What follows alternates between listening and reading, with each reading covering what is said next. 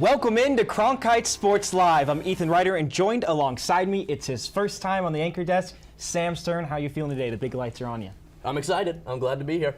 And let's get right into it. Sam's debut is not the only first we'll be talking about on the show today. Number 19 Sun Devil Football head on the road for the first time this season as they take on number 23 BYU. WCSN football reporter Sammy Miller joins us from Sun Devil Stadium to talk about the ASU defense. It has been the Sun Devils' defense that's remained consistent all throughout fall camp and into the first two games of the season. These veterans on the defensive line have set the tone and shown how valuable their playing experience can be for this squad, especially players like Darian Butler, who played a huge key in their win against UNLV, where their defense only allowed 19 rushing yards and only one first down in the entire second half. And now to Nick Elsner, who has more on the Sun Devil offense. Thanks, Sammy. Jaden Daniels had a solid offensive performance against BYU, setting a career-high rushing record, 13 carries for 125 yards rushing, using his legs to move the chains for the Sun Devils. Now, when they head to BYU next week, he's going to have to be better in the passing game. He had 2 touchdowns for 175 yards against UNLV, but he threw a pick in the end zone on the first offensive drive of the game for the Sun Devils. He has to be better if they want to get a win at Provo. Back to you guys in Phoenix. We bring in WCSN football reporter Cole Bradley into the studio to talk about ASU's game against BYU. ASU went against Doug Brumfield of UNLV last week. He had some speed to him, but Jaron Hall is just a different type of athlete. How is ASU's defense going to be able to contain him? 100%, Ethan. I think it really just comes down to, being able to keep him in the pocket. This guy's dangerous with his legs. Once he gets out of it, he's dynamic. He can throw the ball downfield. He can make plays with his legs. He ran for 94 yards last week against Utah. So it's just going to be about keeping him in the pocket and containing him and making sure that he doesn't make those plays outside of it. And talking more about the defense, what specifically or what differences do they need to make compared to last week's game against UNLV? I think it's just really about getting off to a faster start. You know what I'm saying? I mean, they had those 2 first drives against Doug Brumfield and UNLV where they just looked a little bit shaky. They couldn't keep him inside the pocket, and they're definitely going to need to get off to that better, faster start against BYU instead of how they did against UNLV. I think when they do that, they'll be able to suffocate the offense from the jump, and they'll get better results because of it. And there's been some questions surrounding ASU's offense so far this season, specifically the passing attack. What do they need to improve on after these first 2 games heading into this BYU game? Yeah, I think it's just really about getting on the same page and, saying, hey, when it comes to Jaden Daniels, who are my guys, who can really make plays for me down the field, and how can I trust my protection, my O-line, to not have to run 13 times like he did against UNLV last week. He just stands in there a little bit more patient. Herm Edwards talked a little bit about that this week, so his receivers can get open and make plays downfield. I think it's just going to come down to comfortability and being able to say, this is what works, and let's just, let him stand in the pocket and make throws. Thanks, Cole, for coming in for that great analysis for ASU football. We're now going to head over to Spencer Chihak in Herm Edwards' time at ASU. He's played against 10 different ranked opponents. We're going to go over to Spencer to see how they fared in those games during that time. Head coach Herm Edwards' 4 seasons in the Valley has made Tempe upset city, with a couple of impressive wins on the road in East Lansing and Berkeley. The other games, however, have been underwhelming, causing ASU to have been outscored by ranked teams in the Edwards era. 23rd overall ranked BYU has shown early success against the Pac-12 and could be a good peek at what to expect going forward.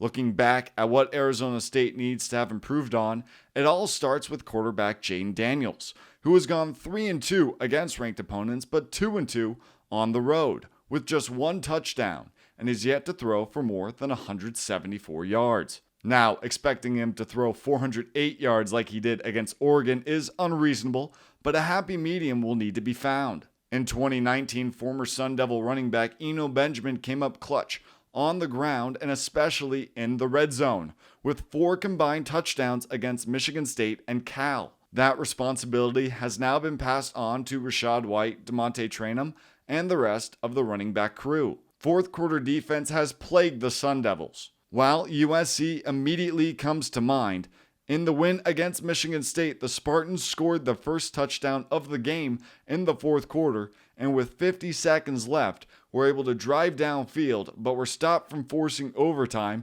due to a penalty and a bad kick. And Oregon outscored ASU 21-18 in the fourth quarter at Sun Devil Stadium. Field goal kicker Christian Zendejas looks solid in his first game of the season against UNLV and will need to be a key contributor as he has in the past. Confidence in the locker room is high that these issues have been solved going into Provo. We know what we can do, we know our potential, so it's like they beat 2 Pac-12 teams, but we know what we can do as a school, so it doesn't really phase us that much. For Cronkite Sports, I'm Spencer Chihak.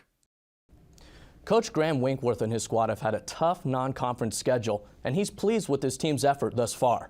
Here's what Coach had to say in this week's Coach's Sound. Last year with COVID, we scheduled locally. We played Grand Canyon a couple of times, UTEP, New Mexico State. This year, we've played a lot more of a diverse schedule. So we've played two teams from the SEC. We played a Big 12, Big 10, plus some other opponents as well. And really happy with the results that we've managed to conjure up so far, but more importantly, happy with the performances that we've put together. No secret that the ASU soccer team has already had a whirlwind of a season, and they have not even hit Pac-12 conference play yet. The all too familiar phrase of making lemonade out of lemons that Coach Winkworth uses regularly has been in full effect thus far. Our WCSN soccer reporter Ryan Sikora digs deeper into how this squad has been able to stay locked in and play high-level soccer. Thanks, Sam. A host of rotations and a tougher non-conference schedule hasn't stopped the 2021 Sun Devils from getting off to a 7-1 start, their most wins through 8 games since the beginning of the Winkworth era in 2016.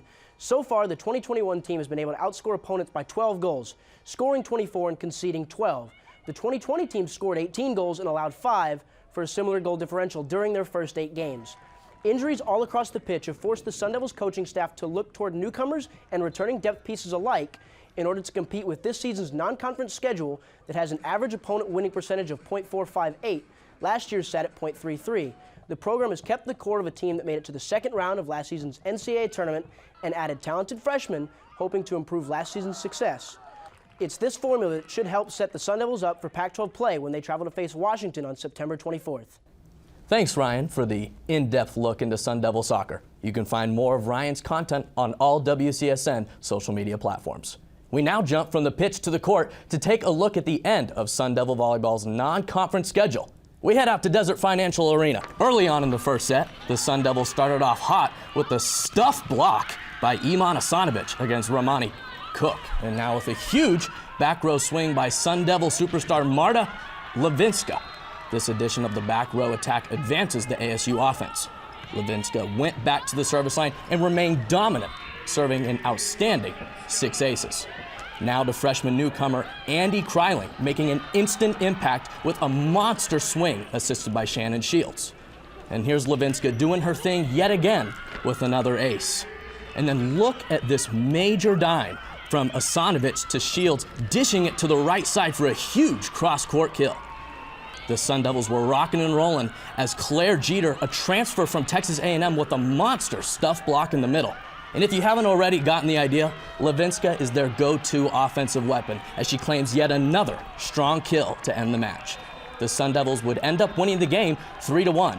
And here's what Coach Sonia Tomasevic had to say about the squad and what they need to do in the upcoming match against the reigning Mountain West champions. We're going to have to be a lot better on Saturday than we were today. UNLV is a really good team. They're going to be, I think, again, champions in their conference. It's my prediction. I don't know, but they're a really good team. They have experienced players. They're seniors that are good. They have a player that I think is one of the best players in the country currently, number 7 on their team. So we're going to have to be a lot better than we were today. The cool thing is, like, we can be better, so we're going to see who shows up. But, you know, I know that this team wants to be good, and I know that we're going to work hard to show up for them on Saturday. We are now joined by Sun Devil Volleyball reporter Noah Furtado, who has been watching this team very closely thus far. Noah, ASU matches up against the Mountain West champs, UNLV, on Saturday. Why is this game so important? Well, look, there's some that'll chalk this up as just a regular non-conference matchup, but considering ASU's 4-match winning streak coming into it and the fact that conference play starts off next week, it'll be a very big key for them to pick up this win and carry that confidence into their first Pac-12 matchups next week.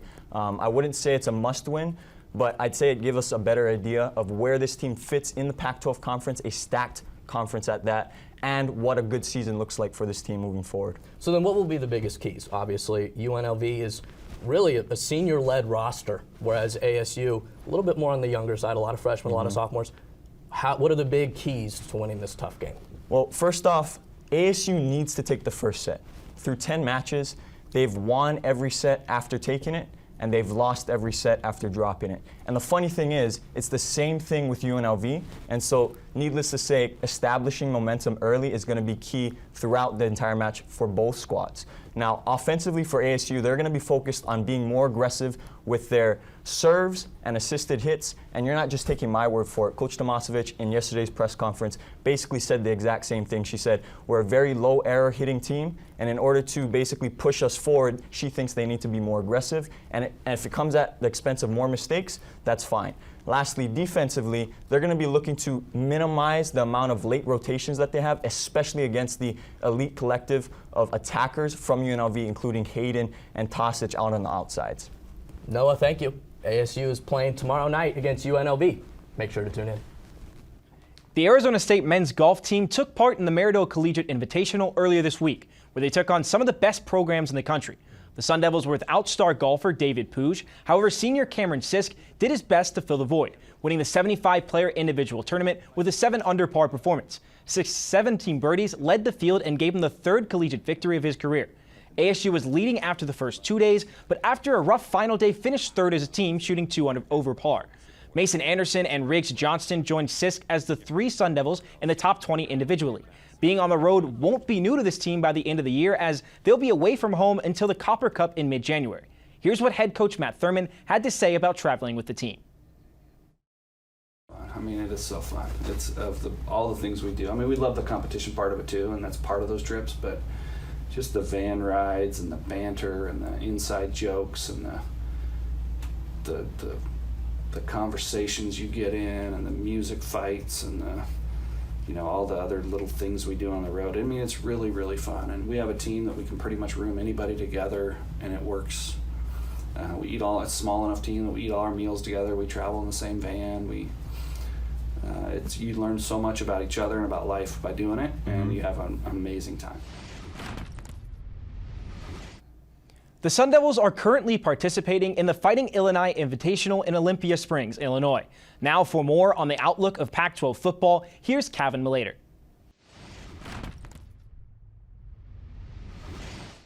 Ethan, thanks. Coming into this season, if you were to say the Pac-12 was in a good position to receive a bid in the college football playoff, not many people would have believed you. Yet 2 weeks in, the conference has made 2 resounding statements in non-conference play. UCLA's 38-27 win over LSU in Week 1, combined with Oregon's 35-28 defeat of Ohio State this past weekend, gave the playoff committee the early impression the conference has been looking for.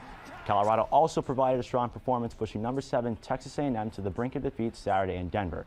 And Arizona State closed out a strong non-conference showing for the league if they're able to win a matchup of ranked opponents on the road against BYU on Saturday, which is something a ranked Utah team failed to do a week ago.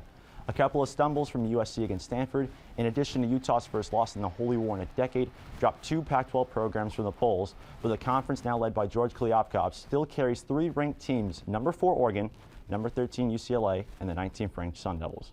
It's a good sign for the league heading into one of the last weekends of non-conference play. And if the strong start is any indication of the rest of the season, we could see a Pac-12 team make the college football playoff for the first time since the 2016 season, when Chris Peterson in Washington made the playoff semifinals as the 4 seed. Thanks, Kevin. Now, outside of just the Pac-12, we're going to go specifically to Arizona State. The time is now for Herm Edwards. The time is now for Antonio Pierce. And the time is now for Sun Devil football. Even without a shadow of an NCAA investigation, the stakes were high for the 2021 season. High expectations were set by the players and coaches themselves, entering Edwards' 4th season at ASU. However, with the investigation ongoing, it's still unknown whether there will even be any time in the near future for the current group in Tempe. Enter a top 25 matchup. Number 19 Arizona State will travel to what is expected to be a packed and loud Lavelle Edwards Stadium in Provo, Utah, to take on number 23 BYU. Both teams 2-0. Prime time on ESPN, the game writes itself. ASU heads into the game off of some underwhelming performances against weak non-conference opponents. At times, though, the Sun Devils have played arguably perfect football. The lack of explosiveness in the passing game and long drives allowed by the defense have cast doubt. Doubt from the media, doubt from the fans, and increasing doubt surrounding the NCAA investigation. In the second half against UNLV, ASU held the Rebels to a meager 19 yards, building confidence ahead of the first road trip to a stadium with fans since November of 2019. Media and fans alike know the expectations set for a team returning 20 starters and all-conference hopeful after all-conference hopeful.